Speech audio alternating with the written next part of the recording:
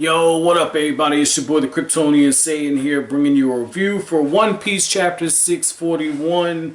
And you guys already know what this means, right? So anytime you see me holding the manga volume like this, I either got a very hype moment or I got something that caught my attention. And in this case, this is definitely the latter situation. So for me, there's this scene about maybe the midway part of this chapter, but it's when we find out, like, the Noah arc is definitely falling towards Fishman Island. Decken, the pervert, the child molester who looks like he likes to touch little children in all the wrong places at all the wrong times and in front of all the wrong things, like in this case a camera. But here's the thing, right? when you look at this, right?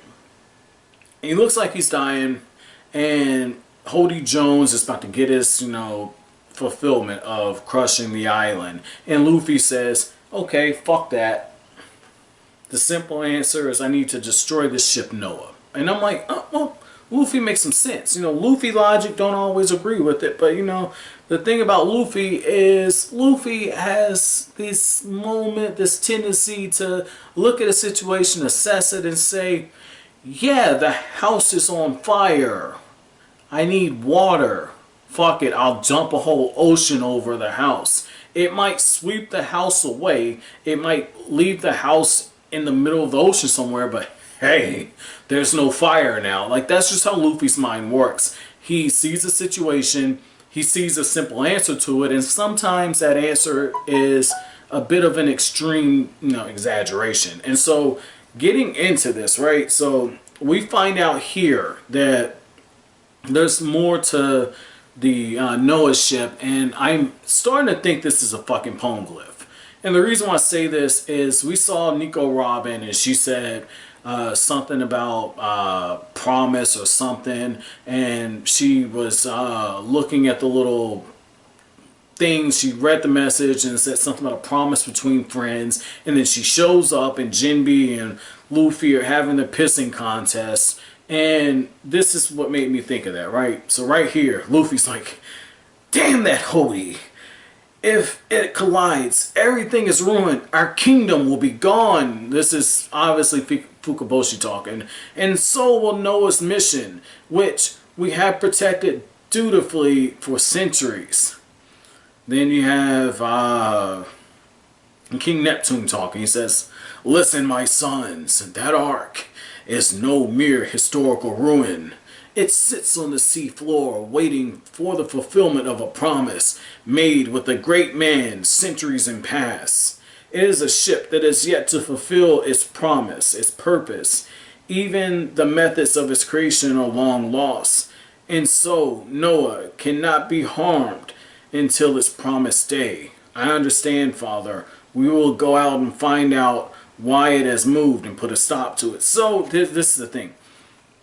A promise left unfulfilled. The same thing that Nico Robin said. So what the fuck is the thing with this ship? Like, this is not some random shit.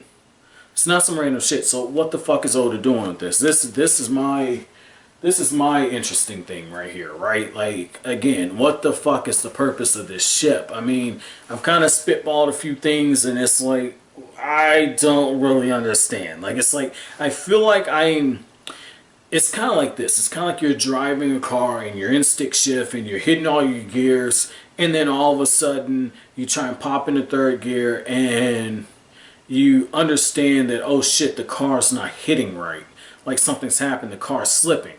And it could be a whole bunch of different reasons why the car is slipping, but you can't quite put your finger on it. Is your clutch going bad? Is something going on with your power steering? Well, not your power steering, but something going on with your power. Like, you don't understand, but you know something isn't right. You know something isn't right.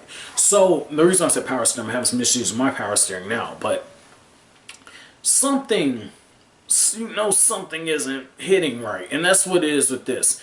Oda's doing something here, but I don't quite get what he's doing, so I'm gonna move on. This will probably be something that, you know, knowing my luck, Oda brings up in the next chapter. But what I found interesting is that as these fights are going on, right, and you got Luffy and you have Hody Jones, you know, he tries to attack Princess Shirahoshi, and she ends up getting saved by one of her brothers, and then Luffy tries to attack Hody Jones and uses the smart thing where he tries to get onto the deck of the ship. That way it's an even fight. And Fukaboshi says, hey, he's not going to let you fight on fair ground. He understands it. But one thing that continually gets brought up more and more and more is that Hody Jones is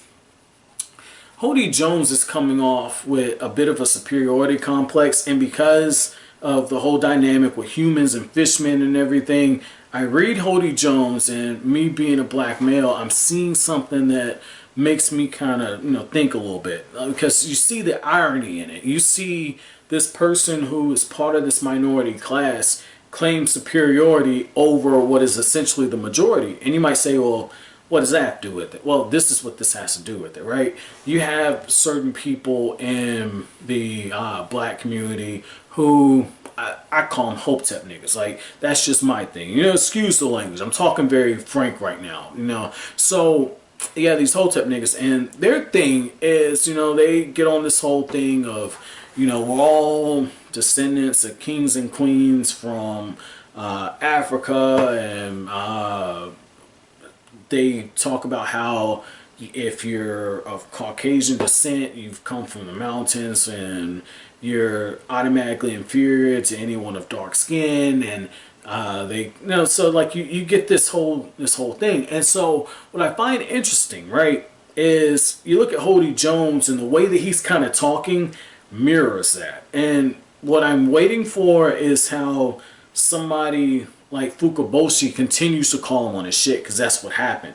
Fukaboshi is like, do you really hate humans that much? Have you really been hurt that badly? And so the reason I brought up the Hotep thing is, like, I had a conversation not long ago with one, right?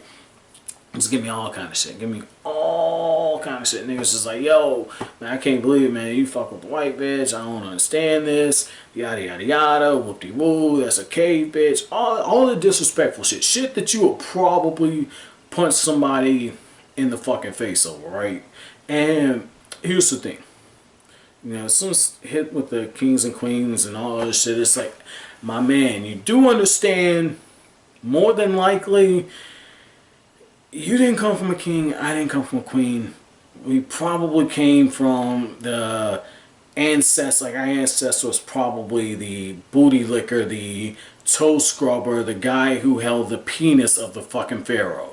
Because if you're royalty, there's a small fucking window of people who are descendants of fucking royalty. It isn't everybody. Somebody had to be some slaves and some peasants and the rest of this shit.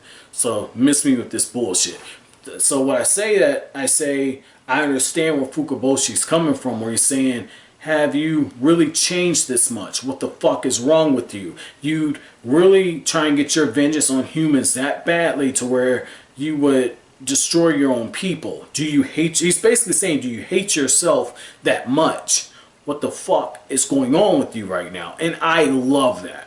I totally love that, because again, that shows a deeper level of understanding. And it's also, you know, when I look at how Oda's kind of done some different things, I totally understand this now. I totally understand it, because he's shown you every aspect of what it means in the minority, you know, train of thought, and, you know, the type of thinking and everything, how he's hit different segments. And I know for me, just on my experience, right, reading this arc so far, I've been able to see different things. I've had different parts of my own experiences kind of come in, but I've also been able to read into these characters and look and see different stuff from, you know, my culture, and understand, like, oh, this is where this is going on. Where you look at Odahime, and she has more of the civil rights stuff with Dr. Martin Luther King, and then you have what's his face, Tiger, where he's taken the stance of somebody more like Malcolm X, where they have the same type of goals, very similar when you look at them, but at the same time, with the means to the end, it's different. One gave into the hurt and decided to use that hurt as a way to say, you know what, fuck it. I'm going to not hold back on how I feel. If we can reach peace, understanding, we can reach it, but I'm never going to look at you the same. That was more where Malcolm X was coming in. Dr. Martin Luther King tried to push through that shit and unite everybody in the same way that Odahime did it. And just like with King reached a point before he died, what a lot of people don't know, and I didn't learn this till I took an African American Studies class in college, but King reached a place before he died where he started to question himself. Is this really worth it? JFK played me in order to win the election. I'm not really seeing much progress on civil rights. Maybe the way that Malcolm X and maybe the way that these Black Panthers are doing stuff is the correct way. Maybe the peaceful way doesn't work, the same way Odahime kind of broke down. But what I find interesting is you have Fukaboshi, who could just as easily say, this is it, our island is over with, and yet he looks through all this hurt and this bravado, this anger, all this emotion that Hody Jones is displaying, and he says, I finally understand his true nature. I finally understand what's going on in his head right now. And that shows me that Fukaboshi, in his own way, could be a good leader. And the reason why I say that is Fukaboshi isn't getting caught up in what's going on in the here and now. He's not focusing on what's happening. He's focusing on why it's happening. And that's something that you look for in trying to find, good traits in a leader. So I find that very interesting. And the other thing is I finally see in Fukaboshi his mother's son, because that's something that Odahime would have did. Because Odahime would have been able to look at this and basically said, I know you're hurt right now. I don't know what happened. We can talk about it. We can find out what's going on in your head. She always looked for that silver lining. But in this case, with a guy like Hody Jones, he might be too far redeemed to be redeemed. He might be too far over. And it's certainly possible. He could be that bound by his experiences, whatever they are. And yet, at the same time, there's always some sliver to get in there and start a dialogue. There's always some sliver, in this case, for Fukaboshi to regain the high ground when it comes to whatever discussion they have or whatever fight they have, in order to look at things and say, I understand where this guy's coming from. I know how to get in his head. I can provide an opening for Luffy to deliver the decisive blow. And just speaking of Luffy, again, I like how you see Luffy logic on full display in this chapter. He's got the mini transponder snail. He's like, yeah, fuck that. I don't care about the fine print. I don't care. You see that bubble? Make the bubble really, really big. Make it super big. Get me inside that bubble. I'll kick his ass. Don't worry about that ship. I won't damage it too badly. I'll save you guys. Oh, fuck it. The bubble won't make the buoyancy go up and keep the ship floating. I don't need that. I'm going to kick this guy's ass. Don't you worry about it. Believe in me. Believe it. And this is the thing, right? That's complete Luffy stuff. Luffy is that guy that walks into the car dealership and says, yeah, I want that car. I don't care how much it costs. I don't care what the interest rate is. I'll sign on the dotted line. I'll drive out there with this bitch. That's Luffy. So I find that interesting, man. I find that really interesting. And what I like about this chapter is Luffy, once he finds out and once he realizes that even with this haki, it hasn't been refined to the point where he can stop full-out attacks in the way that Hody Jones is attacking him. Once he realizes that things aren't going to be as easy as he expected them to be, Luffy finally gets serious. And so now I feel really bad about saying that Luffy just dicks around. I feel really bad about that, because this is proof that when things hit the fan, Luffy could very well sit there and decide, like, hey, it's time to get serious. It's time to put things into gear. And speaking of gear, he still hasn't used his gears when fighting against this version of Hody Jones. So this is another thing. This is another thing. If he wanted to end things if he got into a fight and he got an opportunity, because right now he's in the sea and he can't make full usage of his devil fruit abilities, but if he were to get on level playing field, Luffy could end this fight very easily. And now that's another reason why I feel like maybe I kind of jumped to the wrong conclusion, because Luffy was put into a bad situation and he's just biding his time, waiting for the right opportunity in order to land that decisive blow on Hody Jones. So my chapter question to you guys is, when you read that line that was ending this chapter where it said, "I finally understand his true nature," what did you think Fukaboshi meant? But as always, guys, if you like anything I had to say, don't forget to comment, rate, subscribe, share. Thank you so much for watching the video, guys. Have a